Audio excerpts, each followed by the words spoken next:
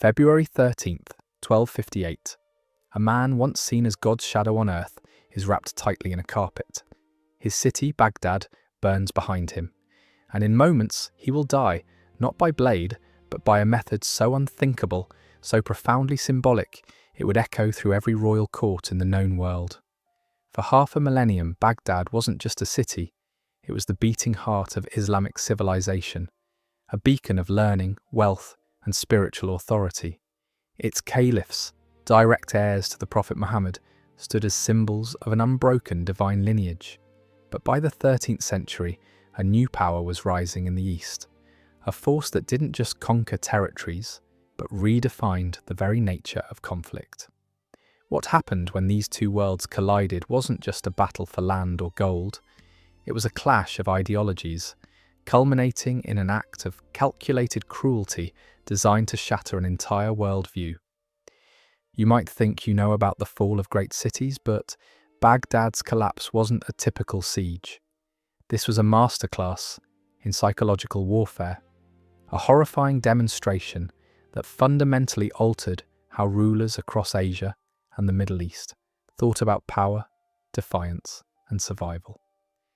What the Mongols did to Baghdad's royal family wasn't random violence. It was a deliberate, chilling message, printed in blood, designed to teach a lesson that no one would ever forget. For 500 years, Baghdad had been more than just a capital. It was the axis mundi of the Islamic world, a city where rivers of knowledge flowed freely. Greek philosophy merged with Persian astronomy, Indian mathematics with Islamic jurisprudence. Its house of wisdom, a legendary library, held texts that would take lifetimes to absorb. Scholars travelled from every corner of the known world, from Spain to Samarkand, just to study in its academies. A metropolis of over 1 million people, Baghdad's markets hummed with goods from China to Cordoba.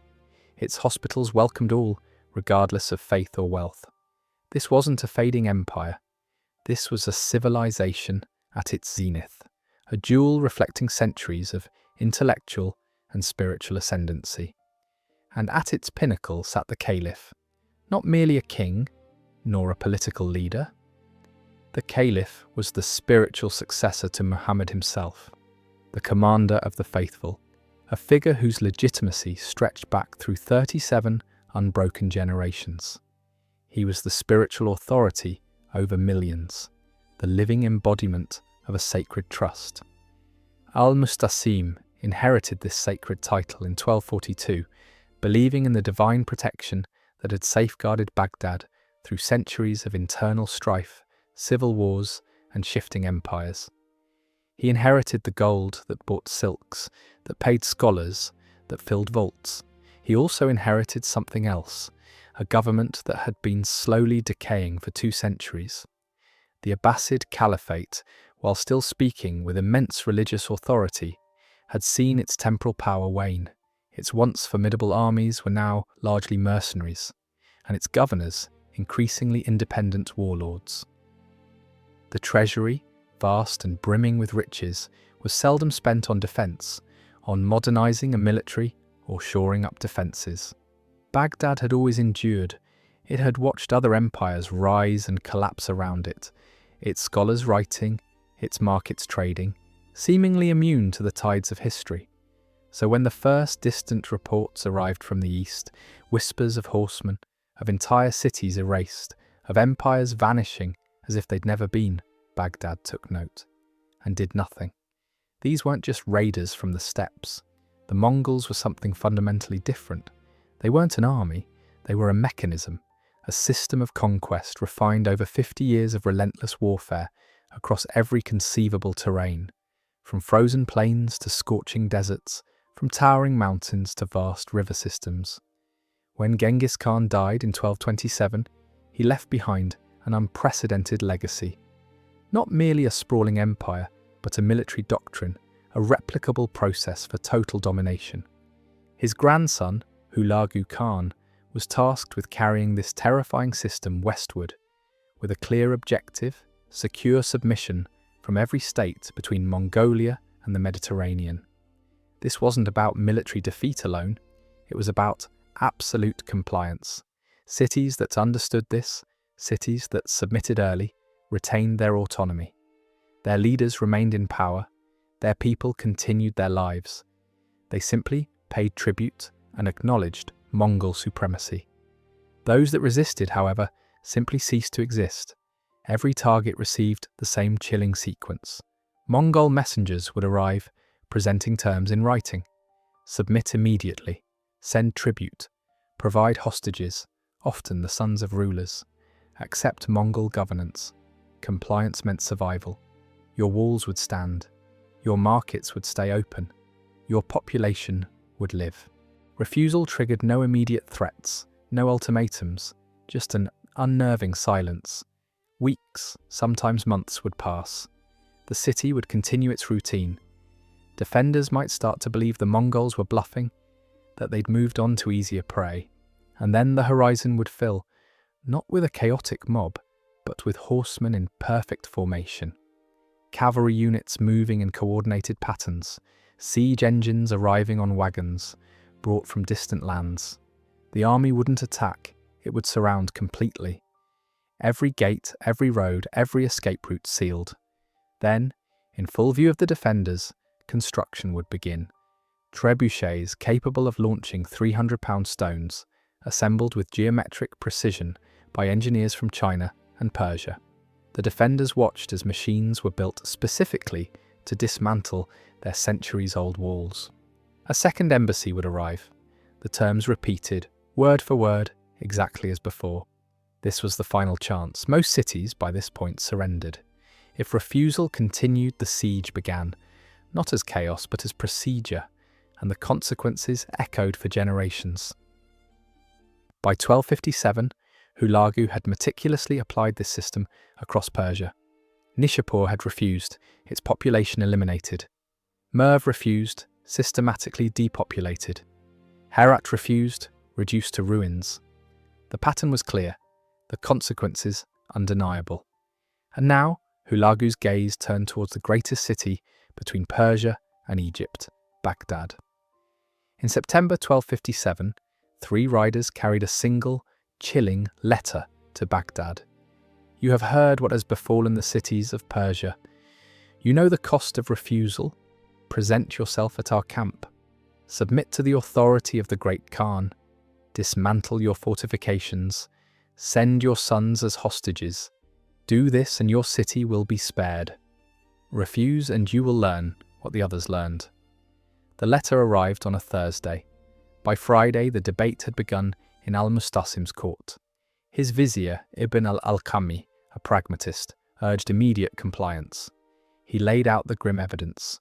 The Khwarezmian Empire, fielding 400,000 soldiers, with fortified cities and mountain strongholds, all of it gone. Nishapur's walls, 30 feet thick, breached. Merv, once called the city the world depends on, erased. These are not raiders, Ibn al-Alqami pleaded. This is a military system, refined across 50 years of continuous warfare. We cannot fight them. We can only survive them. He recommended full tribute, opening Baghdad's gates before a siege even began. But the head of Baghdad's army disagreed. The Mongols were horsemen, steppe cavalry, he argued, excelling in open terrain. Baghdad's walls had never been breached. They had no experience with siege warfare against prepared defences, he asserted, and they were far from their supply lines. They couldn't maintain a siege in hostile territory. A third powerful faction invoked theology. Baghdad was the seat of the Caliphate, the centre of Islamic civilization. God would not allow pagans to destroy the house of the Prophet's lineage, they declared. Al-Mustasim listened. He was 54, had ruled for 16 years, and had never faced a military crisis of this magnitude. Contemporary sources paint him as fond of luxury, devoted to scholarship, uncomfortable with military matters, and overly reliant on the inherent authority of his position. He looked at Hulagu's letter, then at his divided advisors, and he made his choice. We are the Caliphate, he declared. We do not submit to threats from horsemen. He dismissed the envoys. No tribute, no preparations. Ibn al-Alqami, the pragmatist, tried one last time. If we refuse, they will come. Then let them come, al-Mustasim replied. The envoys left Baghdad on September 24th, 1257, carrying no response, just confirmation of refusal, and what followed was more telling than the refusal itself. The Caliph didn't mobilize the army. He didn't reinforce the walls. He didn't open the treasury. He continued his routine, as if the threats would simply dissolve through inaction. Meanwhile, 300 miles to the east, Hulagu's army was already in motion. On November 11th, 1257, Mongol advanced forces, an estimated 5,000 horsemen, appeared just 30 miles east of Baghdad. Scouts reported back. No visible siege equipment. Baghdad's military commander saw a golden opportunity. A small isolated Mongol force could be destroyed in open terrain. A decisive victory would demonstrate Baghdad's military might and send the Mongols packing. He recommended immediate offensive action. The Caliph agreed. On November 13th, Baghdad's field army marched east. 20,000 men, a formidable force of 12,000 cavalry and 8,000 infantry, the largest the Caliphate had assembled in decades. They carried 3 days of supplies. The plan was simple: intercept the Mongol advance force, engage in open battle, destroy them before reinforcements arrived, return to Baghdad victorious. 2 days later, on November 15th, the armies met 25 miles northeast of Baghdad. Baghdad's commander deployed his forces in traditional formation, cavalry on the wings, infantry in the centre. Across the field, the Mongol force was visible, smaller than expected, perhaps 4,000 horsemen. Baghdad's cavalry charged, confident. What happened next was recorded by the few survivors who fled back to Baghdad. The Mongol line retreated not in panic, but in perfect coordination. They fell back in organised units. Baghdad's cavalry pursued, their spirits high. The retreat continued, 1 mile, then 2 miles, still organised, drawing them further from their infantry, deeper into unfamiliar territory. Then the flanks appeared. Mongol cavalry units, previously hidden in gullies to the north and south, emerged simultaneously. Baghdad's cavalry found itself surrounded, not by the 4,000 horsemen they'd been chasing, but by 15,000. What followed wasn't a battle, it was a methodical dismantling. Mongol cavalry archers firing composite bows that could punch through armour at 200 yards rode at full gallop. Baghdad's cavalry tried to regroup, but their formations had already disintegrated. Officers' shouts were lost in the chaos. The infantry, watching from their distant position, saw their cavalry wings swallowed by the Mongol formation. They began a desperate retreat towards Baghdad. The Mongols didn't pursue, they systematically surrounded the remaining cavalry and eliminated them. By nightfall, it was over. Of the 20,000 men who marched out, fewer than 3,000 returned. The Caliph's personal guard eliminated. The cavalry mercenaries destroyed.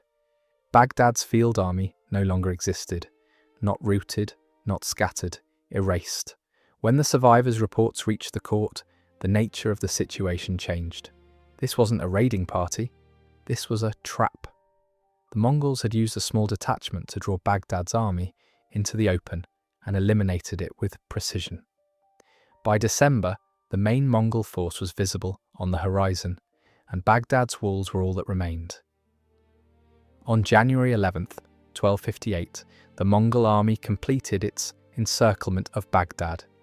Hulagu commanded an estimated 150,000 soldiers. They didn't just surround the city, they built an infrastructure of conquest. Fortified camps rose at every gate. Guard rotations were scheduled. Supply lines stretched back to Persia. Escape was rendered impossible. The Mongols then began assembling their siege engines, not hidden, but in full view of the walls. Chinese engineers worked alongside Mongol soldiers, building trebuchets with geometric precision. Baghdad's defenders watched the construction day after day, able to calculate exactly what these machines were being prepared to do to their walls. On January 17th, Hulagu sent another embassy. The message had chillingly changed. The time for full submission has passed, but the Caliph may still preserve his life. Open the gates, present yourself. Order your garrison to disarm. Do this within 3 days, and the population will be spared. The Caliph convened his remaining advisors. Ibn al-Alqami, the pragmatist vizier, again recommended acceptance. We have no field army. We have no allies coming. We have no way to withstand what's outside our walls. The religious scholars, clinging to faith, still invoked divine protection. The Caliph hesitated. 3 days passed. No response was sent. Then on January 29th at dawn, the trebuchets began firing. Not randomly, not for intimidation, but systematically. Mongol engineers had spent 2 weeks calculating wall thickness, structural weak points, optimal impact angles. Stone after stone struck the exact same sections repeatedly. Each impact created micro-fractures in stonework that had stood for 5 centuries. The bombardment continued for 8 relentless hours, then stopped. The Mongols waited. Overnight, the damaged sections weakened further. On February 1st, the bombardment resumed, concentrated solely on the weakened areas. By afternoon, cracks were visible from inside the city. By evening, the mighty eastern wall began crumbling. On February 5th, the eastern wall collapsed.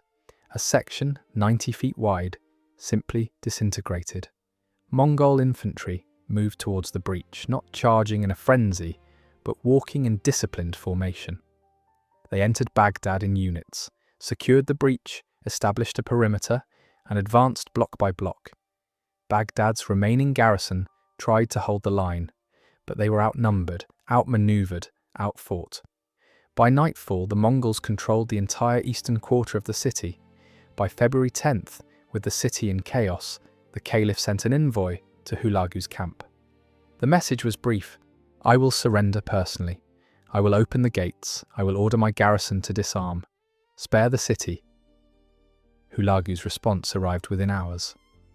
Present yourself at my camp tomorrow, alone. On February 13th, 1258, the Caliph al-Mustasim walked out of Baghdad. But he didn't go alone. He brought 3,000 members of his court, his sons, his ministers, his scholars, his generals. They walked through the gate, unarmed. Mongol guards flanked them immediately. Not threatening, just present, silently observing. The procession moved through the Mongol camp. Soldiers watched in silence. No insults, no violence, no visible anger, just observation. Hulagu received the Caliph in his command tent. Hulagu's first question was disarmingly practical. Where is your treasury? The Caliph hesitated. We are prepared to offer tribute. Where is it? The Caliph provided directions. Hulagu sent soldiers to verify. They returned 3 hours later. The vault was opened. What they found was staggering. Thousands of gold ingots, countless chests of silver coins, jewels accumulated over generations, silk enough to clothe an army. Hulagu ordered the entire treasury documented. Then he ordered the Caliph brought there. The Caliph, spiritual heir to Muhammad himself, was led back into Baghdad through streets now controlled by Mongol soldiers, past buildings beginning to smoulder, to his own treasury. The doors were open. Hulagu walked him through, room by room, vault by vault. They didn't speak, but the question hung heavy in the air, a silent condemnation.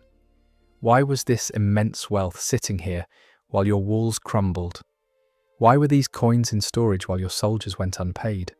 Why was this gold locked away while your city prepared for nothing? What happened next is reported differently across sources, but the essence is universally chilling. The Persian historian Rashid al-Din records that Hulagu ordered the Caliph to eat his gold, to consume the very wealth he had valued more than his people's survival. Whether this literally occurred is debated. What is meticulously documented, however, is what followed. The Mongols adhered to Tengrist spiritual beliefs, and one of their core taboos was that royal blood must never touch the ground. Spilling it directly, they believed, brought cosmic imbalance and terrible fortune. So when executing nobility, alternatives were always required. For al-Mustasim, the Caliph, they chose a specific, unforgettable method. He was wrapped tightly in a thick carpet, completely bound, his arms immobilized, his legs restrained. He was then laid on the ground just outside his treasury. Horses were brought forward. These weren't wild, stampeding horses. They were led slowly, deliberately, across the wrapped figure, again and again. The immense weight of the horses systematically crushed the body inside the carpet. No blade was drawn. No executioner announced judgment. No formal proclamation was made. When it ended, the Caliph was dead. No royal blood had touched the earth. The taboo was satisfied. But something else had been created. A method of execution that would be discussed in every court from Anatolia to Delhi. A death that carried a meaning beyond mere execution. It was a visceral, symbolic destruction of not just a man, but an entire ideology of divine right and untouchable authority. The Caliph's sons were separated from the court group. All of them. Contemporary sources report they were executed the same day. Some accounts say they too were wrapped and crushed, echoing their father's fate. Others suggest they were killed out of sight, but what doesn't vary is that all died. No heirs survived. The Caliph's daughters were also taken from the group. Their exact fate is recorded vaguely. Some sources mention them being distributed among Mongol officers. Others say they were sent east to Mongol territories. After February 13th, they disappear from detailed historical record, their lives extinguished or forever altered, their lineage severed. The 3,000 who had walked out with the Caliph, ministers, scholars, generals, were also divided. Those with demonstrably useful skills were identified and spared. Engineers for Mongol service, physicians, administrators who understood local governance. The rest, the overwhelming majority, were executed outside the city walls.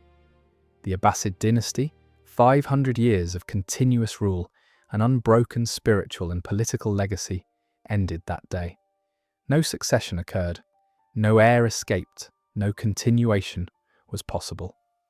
The family line that traced back through 37 generations to the Prophet Muhammad's uncle was severed, and the news began spreading before the bodies were even cold. After the Caliph's death, Hulagu gave Baghdad to his soldiers. For 13 days, the Mongol army divided Baghdad into sectors. Each unit was assigned specific districts. They moved systematically, building by building, street by street. Anyone with demonstrable skills was separated. Artisans who worked with metal, wood, or stone. Scholars who could read and write. Merchants who knew trade routes. They were marked and removed to camps outside the city. Their talents destined for the Mongol Empire. Valuables were collected systematically. Gold, silver, jewels, silk, spices, manuscripts. Everything of value was catalogued and removed. Everyone else, every remaining inhabitant, was moved outside the walls. What happened next is described in sources from multiple perspectives, all harrowing. The elimination was methodical. Estimates of the death toll vary wildly, with contemporary sources claiming anywhere from 200,000 to a staggering 1 million dead.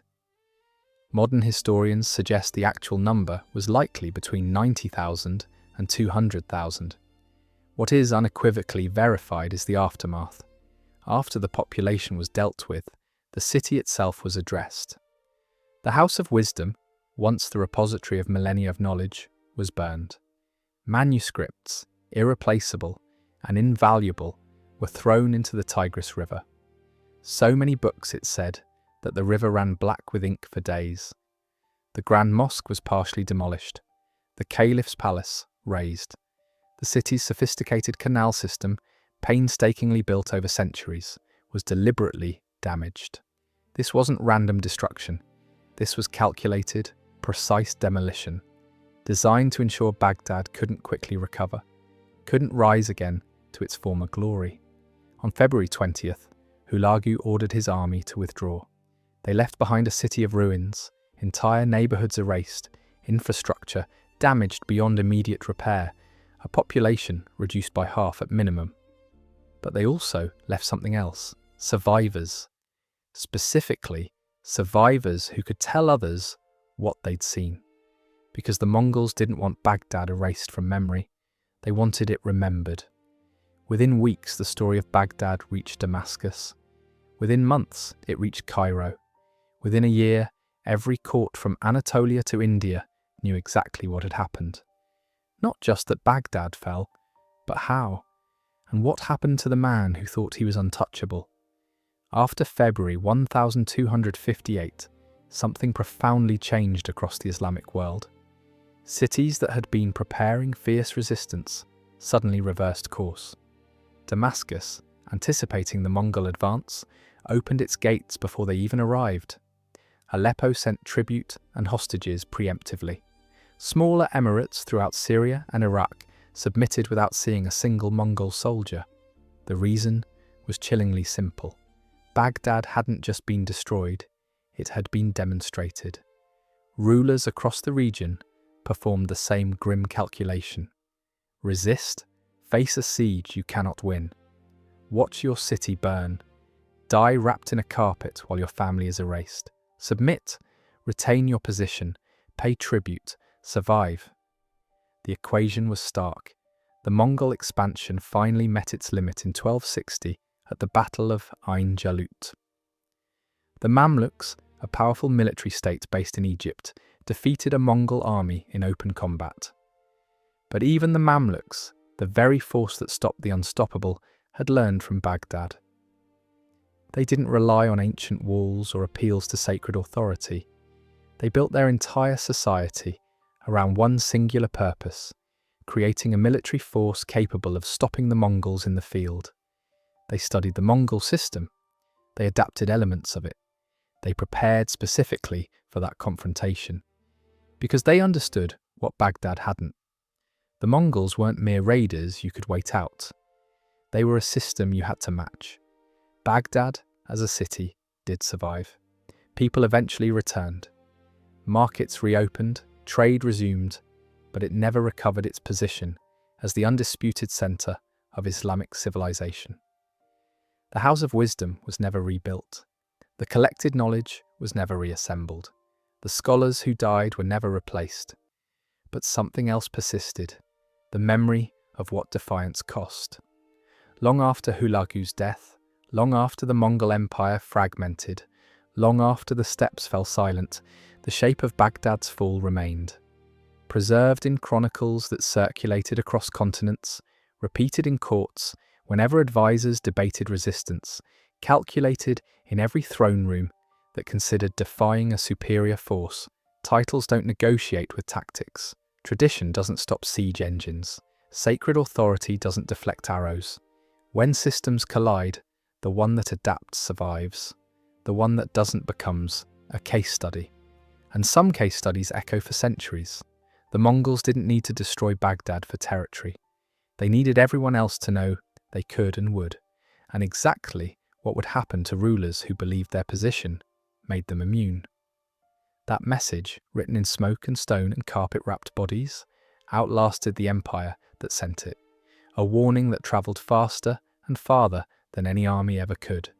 And some warnings, once taught, never need repeating. Baghdad's fall wasn't just a brutal conquest, it was a meticulously orchestrated demonstration of power. The methodical destruction of its army, the chilling siege, and especially the profoundly symbolic execution of its Caliph and the eradication of his royal line, sent a clear, undeniable message across the medieval world. It proved that titles, tradition, and divine right offered no shield against a superior system. The Mongols didn't just conquer a city, they rewrote the rules of survival, forcing every ruler to reckon with a terrifying new reality, leaving a bloodprint that shaped empires for generations to come. What historical event do you think delivered the most shocking and unforgettable lesson to its era? Drop your thoughts in the comments below. And if you want to uncover the patterns behind history's most profound and chilling moments, not just what happened, but why it changed everything. Be sure to hit that subscribe button. You won't want to miss what we unravel next.